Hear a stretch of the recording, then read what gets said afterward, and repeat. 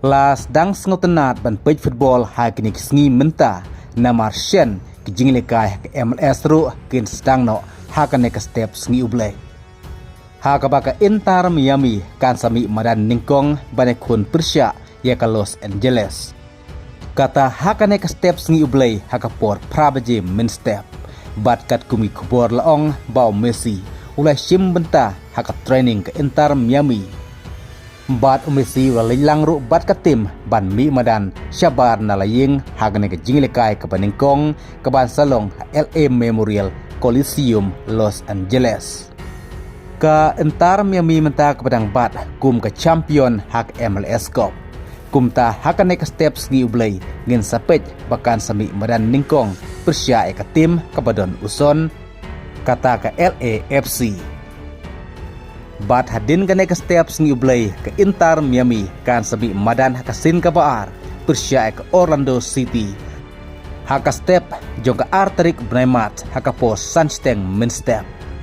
Kumta hadin ke jing up kmelenti ke balas lemha menta ngin sayu ibiang yau Messi hamadan nyelekai na ke penta ke Inter Miami. Bat kum masih penken mau hangne bahaswa baka ayom nyelekai mentakan sedang hak MLS. Messi haka karir ke jong menta wayo pras pa kendai pun rukol. Nagi katwis pa lai pun news mi madan bat layoru haringkat saus pa new teli ki asis. Haka bau Messi menta ula badru ya kerikot ku menta player ublayo buntam ki asis.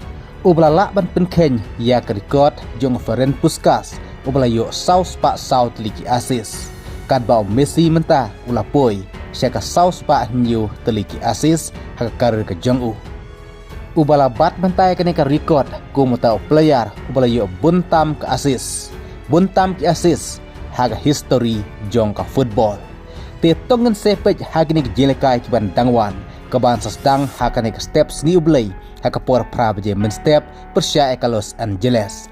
Lah to ke Inter Miami kan sedang ke jelekai haka MLS da ke jingjob lane kan mat ke jing syarem haka sin mi madan ke ban ningkong ke baderu artat ke jelekai syabar na laying.